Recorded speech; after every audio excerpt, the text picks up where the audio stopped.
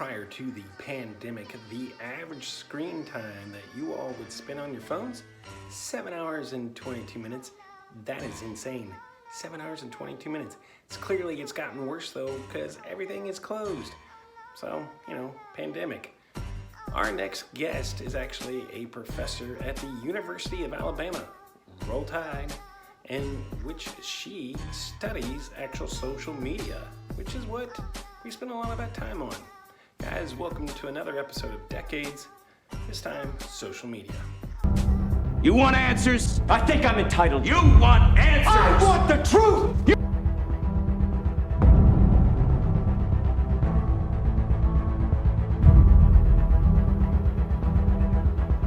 So you're telling me there's a chance?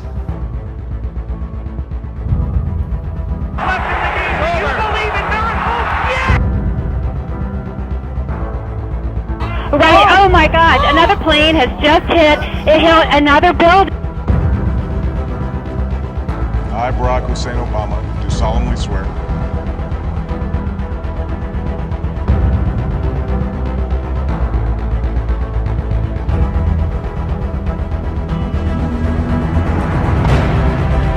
Mr. Gorbachev, tear down this wall.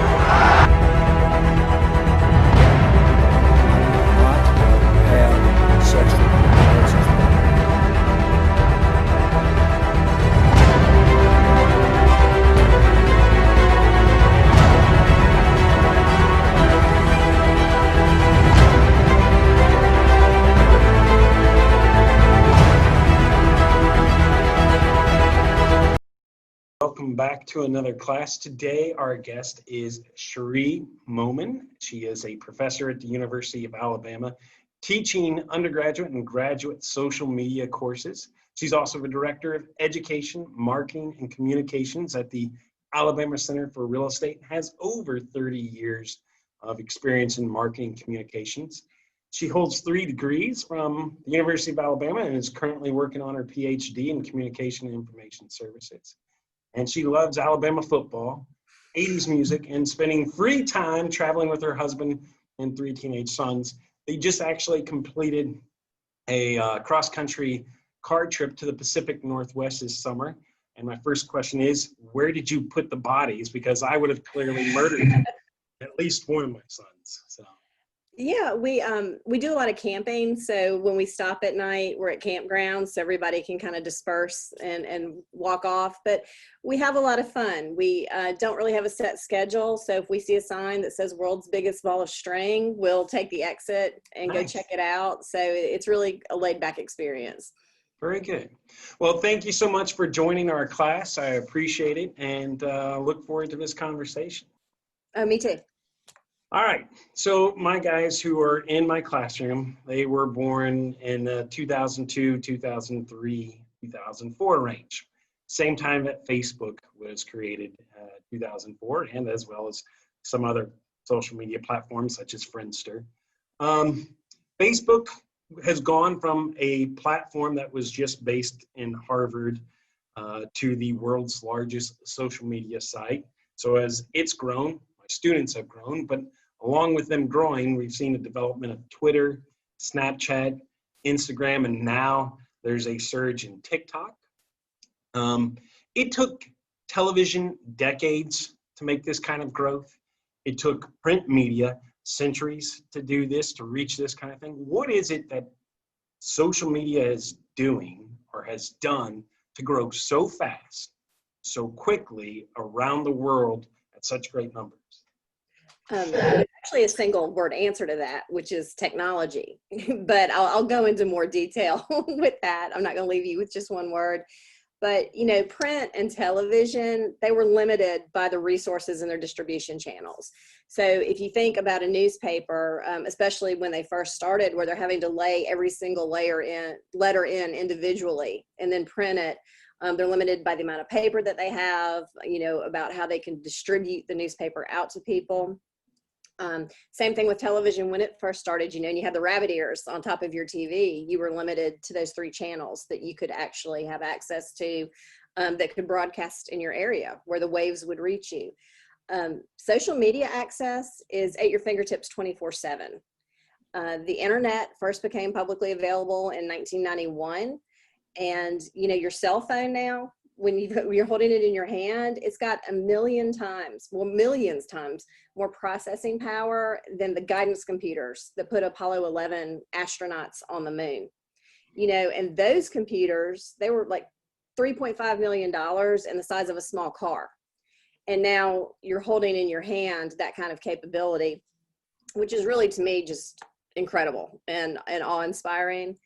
But as far as social media goes, if you look at how computers and tablets and smartphones have evolved, social media's growth has pretty much paralleled that entry into the market. And so that's why I say mostly, you know, it's the technology. With that, right now, I think it's about 51% of the global population use social media in the world. So more people use it than don't. But when you consider social media companies, most of them have that age 13 barrier to actually sign up for it.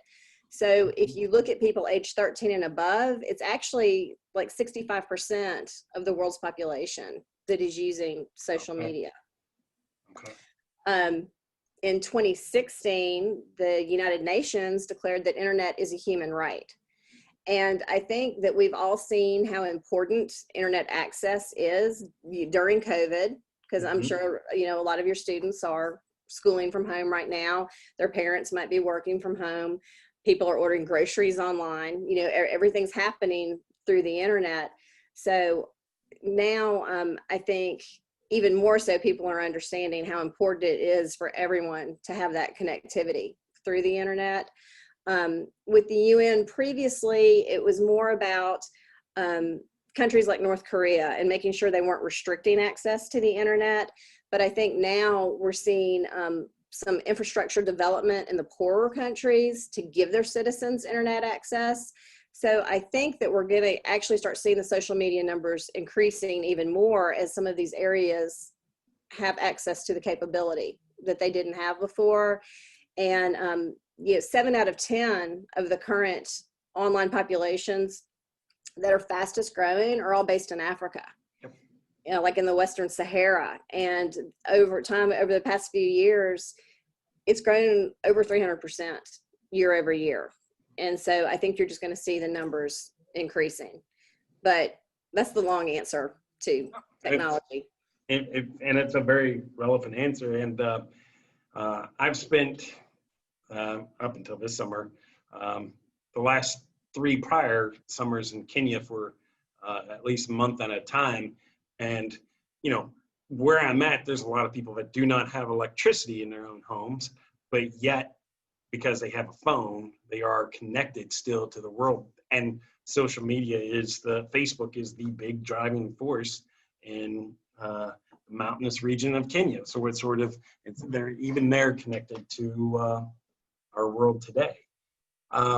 Speaking of connections, and with your career and marketing experiences, you know, we're seeing social media as making an impact in businesses. And this is I mean, with social media starting in 2003, 2004 kind of thing, where it was like connecting friends, things. That's where businesses started picking this up in maybe the last 8 years kind of stuff. How are we seeing the business world change using social media platforms? Right. So what we're seeing mostly through businesses on social media is it's a way for them to develop a direct relationship with their customers. You know, before you would just go in the store and see a product on the shelf, and that was kind of the extent of your relationship with the manufacturer.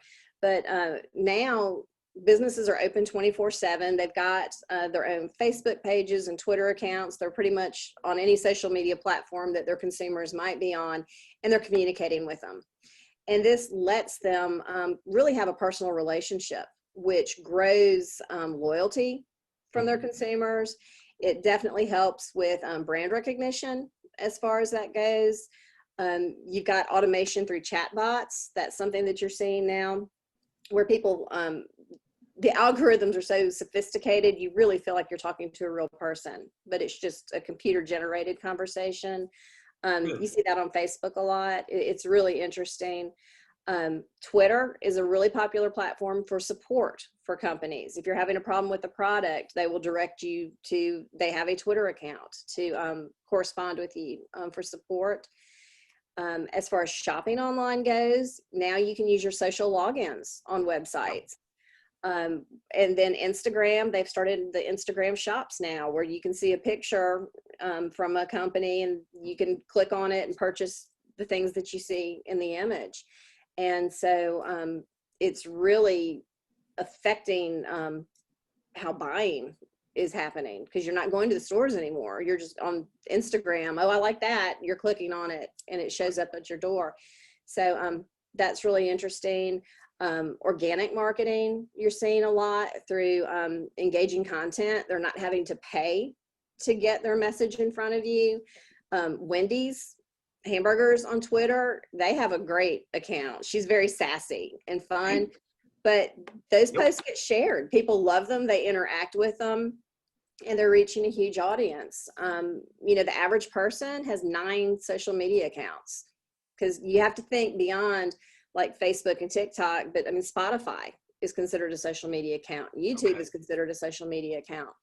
And so these are multiple opportunities for them to get brand messaging to you.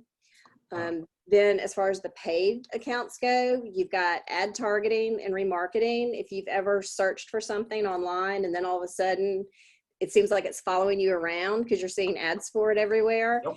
Okay, so that is remarketing, because they're capturing information about you.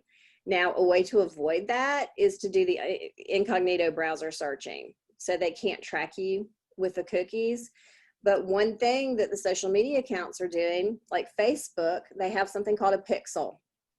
So I, as a business, I have set up within my business account a unique code, which is the pixel.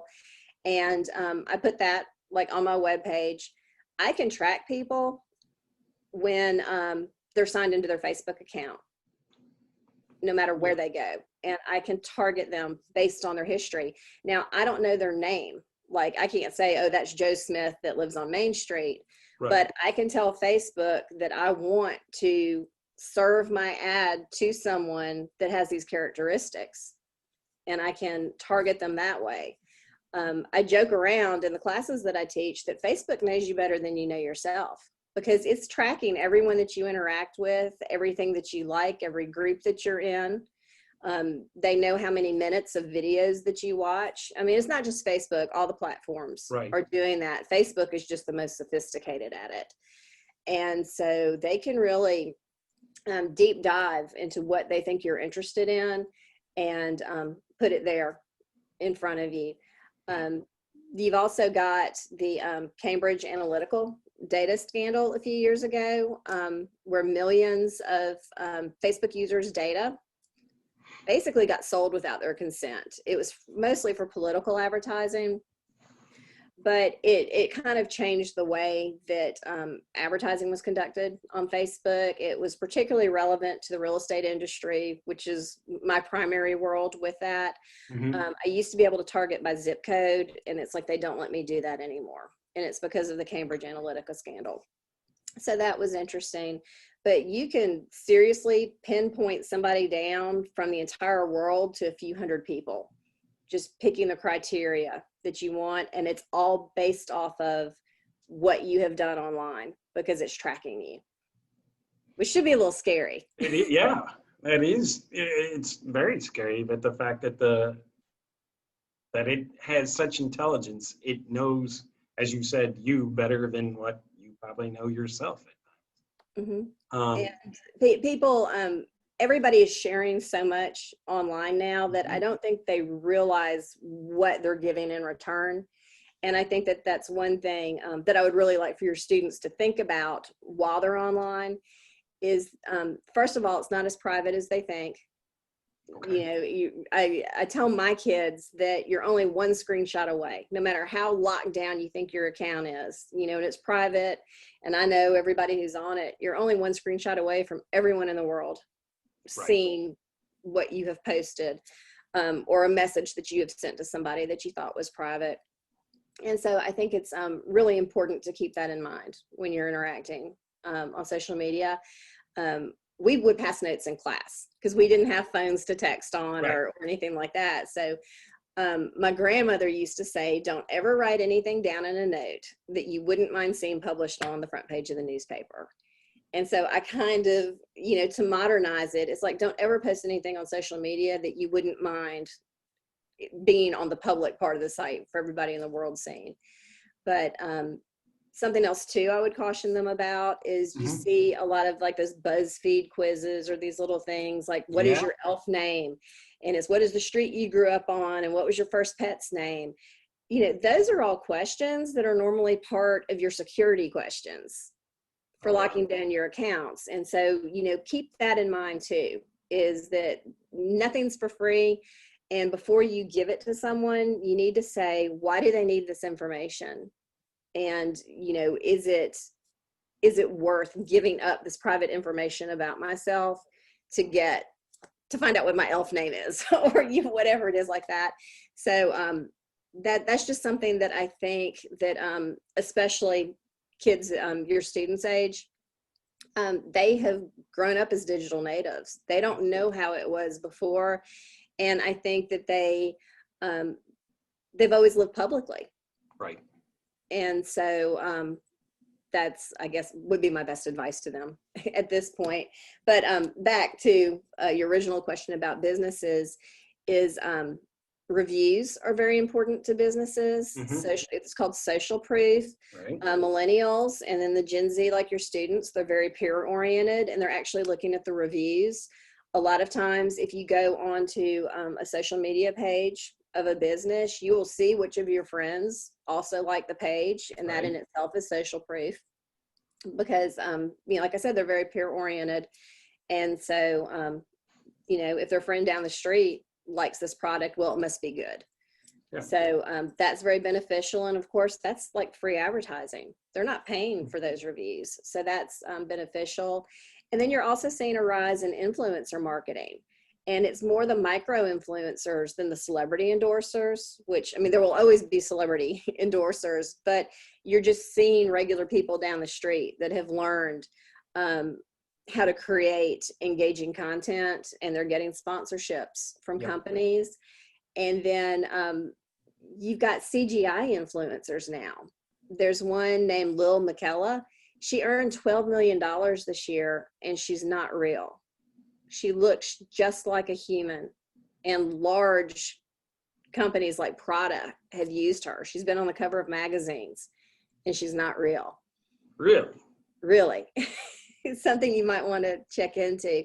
But, and then you've got the deep fakes and all of that going on. So kind of going back to what I was saying before about considering your security is kind of goes with that too, is you're not necessarily looking at reality on social media anymore. So you need to you need to really consider what you're looking at and not just take it as truth. Well, which is a perfect segue into my next question, because there is fear with, you're saying if Facebook and other social media platforms are able to track you down to just a small percentage of a group, knowing what your likes are and things of that sort, able to track what you like and are interactive with. The Netflix original documentary, Social Dilemma, which came out here recently, and the class, our guys, it was one of our assignments was has to watch it. And what was very eye-opening is that the fact that social media is being used to help create political divisions and polarization. As when you and I were growing up, we grew up with 3 news channels, ABC, NBC, CBS. There was no 24/7 news network. You had 30 minutes to get your national news out, and that was it. But now we have, news stations that have active social media platforms. We have groups that have no news affiliation, but create news that are politically. And so we see our nation becoming polarized. Is this social media a danger to our democracy? And if so, how? I definitely think it's a danger to the democracy. And, you know, when you talk about that kind of news, I like to say news. You know, President Trump calls it fake news, but certainly if people are not fact checking, and I don't mean depending on someone else, but actually taking the time to do the research and looking at the sources, because I know you as an educator, like my kids, they get told all the time, you can't use Wikipedia as a resource because it's not reliable. And so I definitely think that's important. And it's funny that you pointed out about the news sources, because I remember, I want to say it's probably 90 or 91, but Dan Rather, who was on CBS, he actually made just like a singular bias comment. And I actually have a bumper sticker that says CBS Rather Biased, because it was such a big deal that he was not just reporting the facts in the news, that he was actually injecting something in it. But now broadcasters, that's all you see is op-eds. It's not just presenting you with the information and letting you make your own decision about it. But, you know, you talk about division, but on social media, I like to call it a disconnection. Okay. So we've never been more connected, but we've also never been more disconnected. Because when you're disconnected, the connection has been broken and you're like lacking contact with reality somewhat. And the reality is America is a melting pot. You know, the motto of our country is e pluribus unum, out of many, one. And that's how democracy works. You've got diverse people coming together for the greater good, but you know, that's not what's happening now. That's not what we're seeing. Like you said, we're very polarized. So the Pew Research Center says that adults age 18 to 29 are more likely to get their news indirectly off of social media than any other source, which includes, you know, like the dedicated news programs. And they report being online constantly. So they're constantly getting fed this indirect information off of social media. Okay, so we talked about how Facebook knows you better than you know yourself. Well, these algorithms are designed to learn your preferences and to serve you content that you would most be interested in. Now, it's intended to be helpful to you because it wants you to see things that you would actually be interested in, which makes sense if you consider at any given time what they can serve you in your feed, between who you're actually friends with, what you post about, what you like looking at. There's so many choices for what could appear in your feed. So they've got to make sense of it. So they've developed these algorithms, and it's kind of like a digitalized affinity bias. You know, affinity bias is the unconscious tendency to gravitate towards people and things that are similar to you. Okay. So the social algorithms are basically like a digital affinity bias, gravitating things that you would like to you. Okay.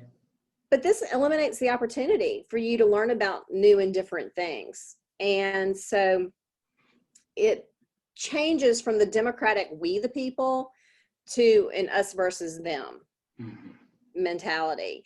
And that's what I actually think is harmful. You've got the news content providers in this 24/7 cycle. They're on social media too, feeding things out. Right. And for them, it's no longer about getting the story right. It's about being first.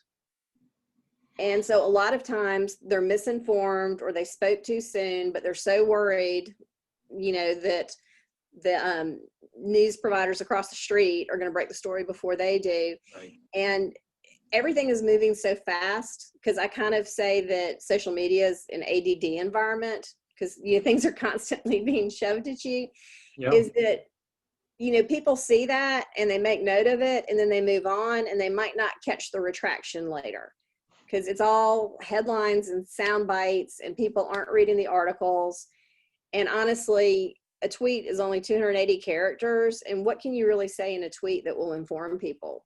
Or what can you really learn out of a tweet unless you take the time to go learn more? And people aren't doing that because they've moved on to the next thing. We're very distracted as far as that goes. So what we've got is social media narrowing your scope. We've got the news providers sensationalizing the stories just for their own exposure. And then you've got the political parties telling you that the other party is to blame for all of your problems. And it's a dangerous mix. And I think that that's what's so troubling for the future of the country rather. The last election cycle, I mean, I don't know about you with your friends, but I have a real mix of friends, conservatives and liberals and in between. And it was horrifying. You know, it's like 1 minute people are sharing memes with each other and laughing and joking around. And then the next minute they're screaming at each other in all caps and they're threatening to share a post with somebody's employer trying to get them fired because they wanted to vote for a candidate opposite the one that their friends supported. We're losing our civility. And I think it's imperative that we figure out a way to be able to maintain sensible dialogues that promote our democratic principles, or I think, well, everybody's going to lose. Well, what I know, like on a post that I've shared is like, I just miss the days when people shared photos of their kids, cheesy cat videos, and I don't even like cats, and stuff of that sort, you know, like, hey, I bought this on sale, yay, kind of thing. And now social media adds this, especially this last election cycle, did take a very toxic one side from both parties, a very one side, this is it and this is only it, and there is no other discussion about it. So. Oh, absolutely.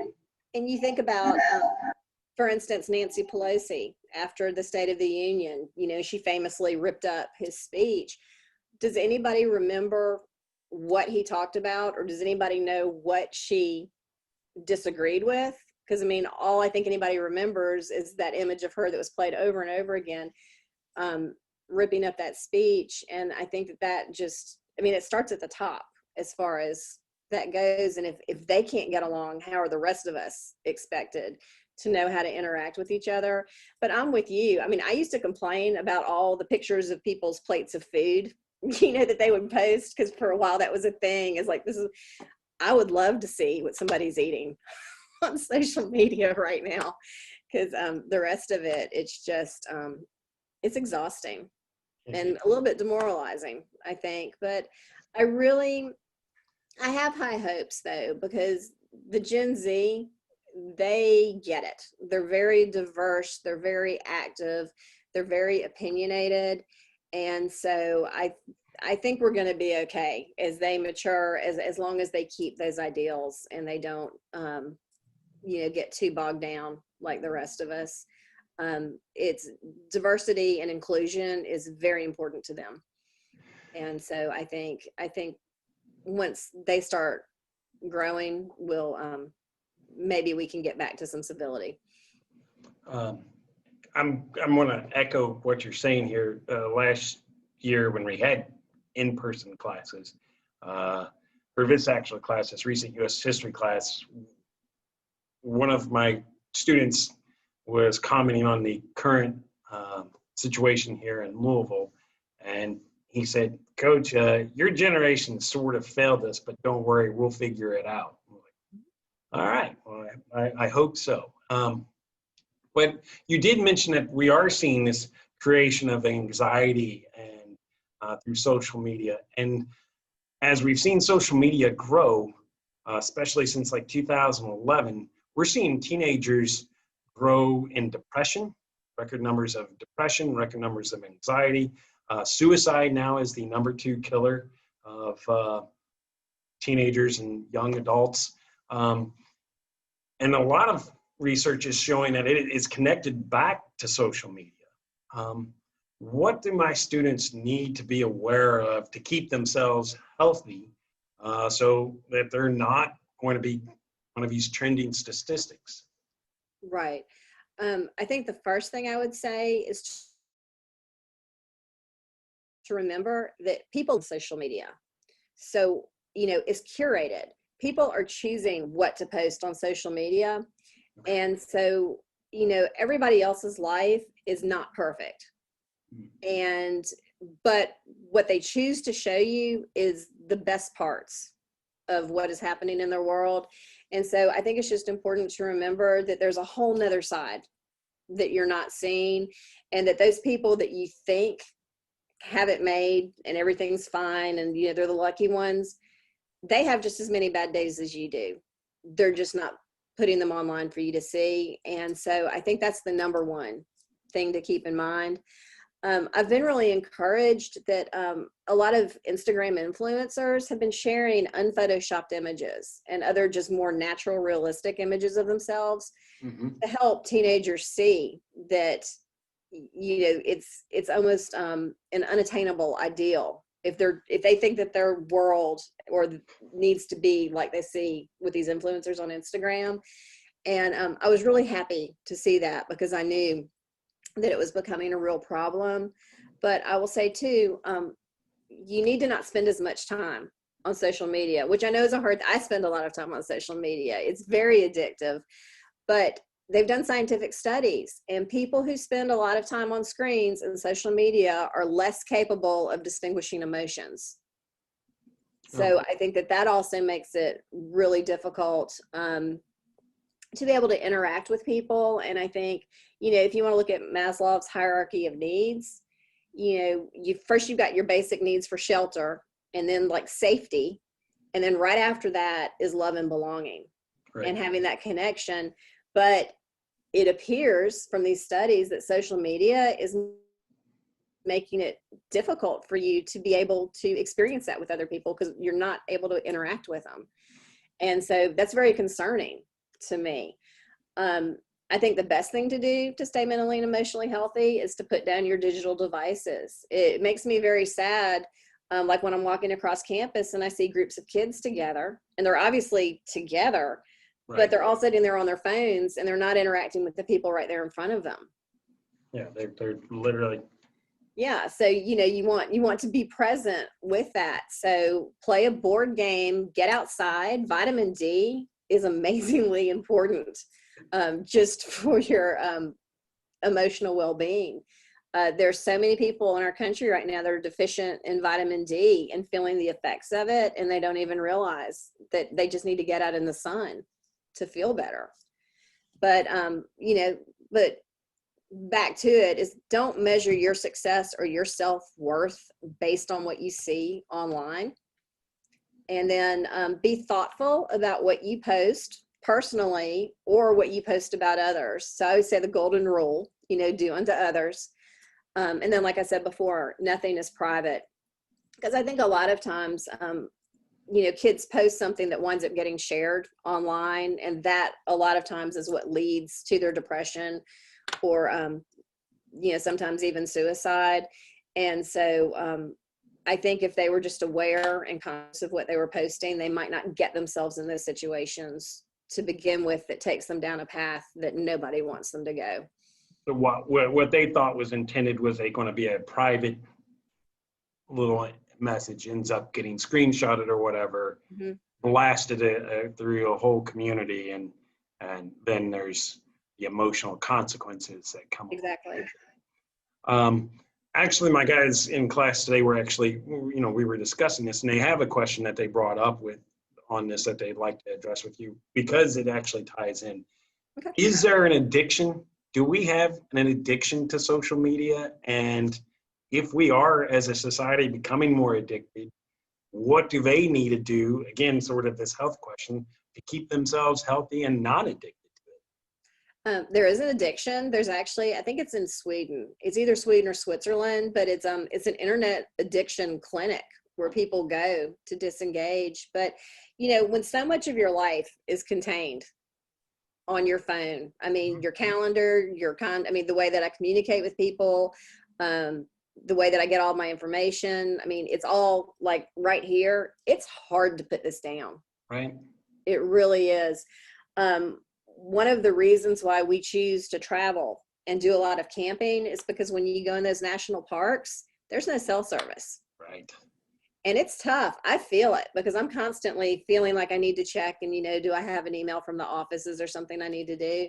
It takes me a day or two to be able to kind of break out of that habit and then just enjoy being out and being with my family and being in nature. But it is absolutely addictive. you see people post all the time where they just want people to like things, or, you know, they vague book where they want people to say, oh, are you okay? And it's because we're getting something emotionally out of that. Yeah. And that is very addictive. And so, again, what I was saying before is you just need to walk away, you know, just log out, put your phone down, and go engage in some activity, particularly with other people. Because I think one thing too, not just that people are having a hard time recognizing emotions so much, I find that they don't know how to interact with people face to face. They only know how to text. You know, they don't even talk on the phone, they're texting, so that you can't even get the verbal cues. Right. If, because I know a lot of times I'll get something and I'm not sure if somebody meant it as a joke or if they're being sarcastic or they're being mean, because I couldn't hear them say it and I couldn't hear the tone and understand. You know, and so I think just to stay healthy as far as that goes is just to try not to be so dependent on it. And I know that that's hard, because I mean, right now even they're doing school online, so they're on their computers. My students, a number of them are, you know, with my interaction, they're going to be seeing me on class. I'm posting this up on YouTube, which that's, you know, again, they're going to be looking at it through here. So yeah, it's very much, I mean, you know, this is an educational resource as well as everything else it is. So, but yeah.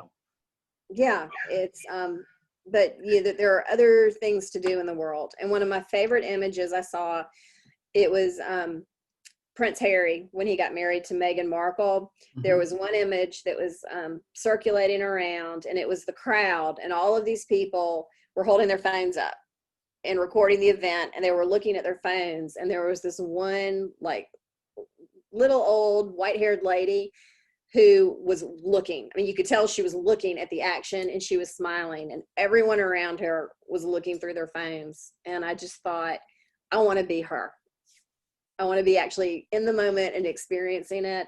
And I don't want to be one of those that's experiencing it through, you know, the lens of my smartphone.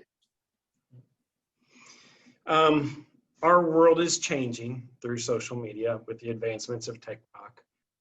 In 4 years, from 2016 to 2020, Twitter doubled its numbers. We're now seeing 6,000 tweets a second, which is, to me, astounding that there's that many coming out a second.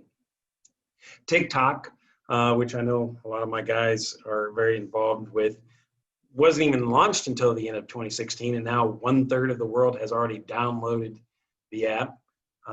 Facebook, for people that are ages 18 and up, on average are spending an hour, almost an hour and a half a day on the platform. On YouTube, every minute there's 500 hours of video that will be uploaded. So, I mean, we are growing at an alarming rate. There's definitely benefits. I mean, some of these minutes that are going to be uploaded on YouTube is this discussion for my class. So, I mean, that's a benefit for the class, but there's also concerns. In your opinion, what are the strongest benefits, but the biggest concerns that we need to look at when we look at our social media platforms? Right. So I think the biggest benefit to social media is that everybody has a voice. Okay. And so everyone has the opportunity to be a content creator, and to be able to put that out there on the internet, really for anyone to see. And so it's not a matter of, you know, who can get in front of the reporter with a microphone, or, you know, who can, you know, get published in a magazine or that kind of thing. Everybody basically has the equal opportunity to have their content shared. So that's one. I think it's an opportunity to learn about the world. I mean, you were talking about the people in Kenya being able to connect. You know, they can learn about what it's like to live in America and vice versa. My middle son, he loves Yu-Gi-Oh, plays it all the time, plays it online in tournaments, and two of his best buds, one is in Canada and one is in Sweden, that he plays with like every day, and they have conversations and they're learning about each other. Yeah. So that's pretty cool with that. So it's an opportunity to connect. you've also got unlimited creativity. Some of those TikToks I've seen are just amazing what they can do. And so you've got that benefit. But then on the flip side, you know, you're not living in the moment, which we have kind of talked about all through this. It lowers your threshold for boredom. And I think even Einstein said it's good to be bored every once in a while, because that's what leads to innovation. So if you're not spending time daydreaming or creative thinking, if all you're doing is sitting there just watching these videos, it's really not stimulating your brain. And all you're doing is intaking what other people have created. You're not creating anything. It disrupts your day. I know that anytime my phone dings, like if I get a text, you know, it distracts me. It's hard to get refocused. I know sometimes because of my job, I have to be doing things on social media. And so I'll hop on to go get this ad going, and then like I'm down the tunnel and I'm looking at cat videos and that kind of thing. So it can disrupt your day. You can lose a lot of time on social media, and then, you know, you're not getting physical activity. If you're just sitting on the couch, you know, watching videos all day, then you're not moving your body, which obviously is not very healthy. So those are kind of the pros and cons. And I mean, and just with everything, you need to find the balance between the two. So it is an amazing platform that allows us to connect and build relationships and learn from each other. But at the same time, we got to be able to put that down, go back to drawing for a little bit, even if you draw bad stick people, go back to writing, read, get outside, get that vitamin D as you shared, and take a walk or run or bike ride. Well, thank you for sharing so much with us. Now we're going to switch a little bit. We got 5 quick questions, if you don't mind, that we'll do here. These are just questions that are going to be rapid fire here with your first kind of thoughts. So are you good to go with this? I'm good to go. We'll see. My family tells me that I'm not funny, so I hope I'm not expected to be witty, because that's not going to happen. You don't have to be witty. Okay. All right. Okay. Here we go. Question number 1. What is your guilty wormhole pleasure on social media? The thing that you'll just jump in and hours later you're like, oh, I'm still here. Well, like I said, it's all, well, actually, all right, I'll confess. There is a hairstylist. His name is Brad Mondo. And it's reaction videos of him watching people like that have done videos on YouTube doing their own hair. Okay. And he'll be commenting on them. But I mean, it's people like shaving their head or dyeing their hair a color. And of course, you know, they want their hair, they're trying to bleach their hair and it turns green kind of thing. But it's just hilarious. And so I wind up watching a lot more of those than I can't believe I just admitted that. But that's my latest guilty pleasure, is watching those, because it's so funny. Okay. Question 2, you're a big Alabama football fan. I mean, you guys dominate Auburn all the time. But what is the best thing about being able to say Roll Tide? Everywhere that we have traveled, obviously we have a lot of Alabama t-shirts and caps and gear that we wear. My license plate is in Alabama. No matter where we have gone, it never fails that we'll just be walking somewhere and somebody walking by us will say Roll Tide. It's just one of the, and it just all of a sudden, you know, you've got this affinity with somebody over those 2 words. And so it's really pretty amazing to see how far that it has spread, and pretty much anywhere we go, there's an Alabama fan there as well. And that's pretty cool. You think you guys got it this year? I know we've got it this year. I know we've got it this year. Question number 3. And we're going to look at 2 different blunders now. These are just my normal glasses, but like in 2012, I think it was, Google came out with Google Glass. I have it. You have? Oh, wow. I have Google Glass. Well, interesting. Not that. But which blunder turned out to be, you think, bigger?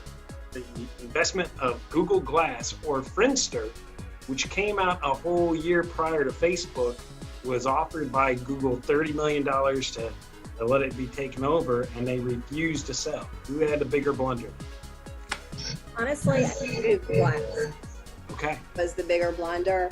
They spent so much money on that, and it went through several iterations of it. And I guess just because I personally had one and I had such high expectations, I mean, I was on a waiting list for a little while, spent a lot of money to get one, and it just wasn't all that. And they kept trying. They would do some new releases with the software, and they would try to add some more apps. It gave me a headache because you were always kind of looking kind of up to the side. But I mean, you got to keep swinging for the fences, Right. right? But I think they kind of tried to make it something for a little bit longer than it should have. They probably should have just put it down and moved on to something else.